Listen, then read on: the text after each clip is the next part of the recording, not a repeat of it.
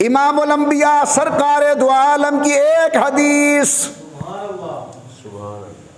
آپ کو حدیث کی پہلی کتاب مشکات شریف سے لے کر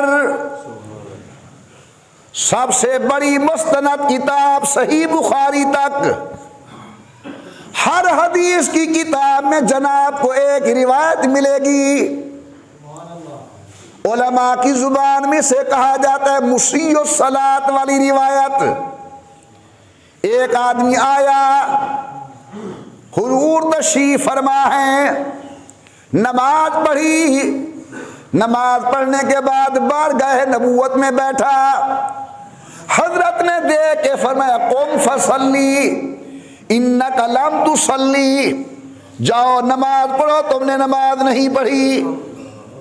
وہ پھر گیا، نماز پڑھ کے واپس آیا، آقا نے پھر فرمایا قم فصلی انک لم تصلی، جاؤ نماز پڑھو، تمہاری نماز نہیں ہوئی۔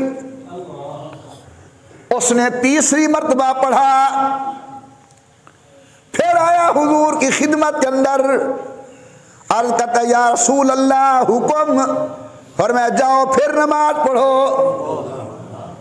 اب اس نے گزارش کی حضرت جس طرح مجھے طریقہ آتا تھا میں نے تو وہ نماز پڑھ لی، اب آپ ارشاد فرمائیں کہ نماز کیسے پڑھوں؟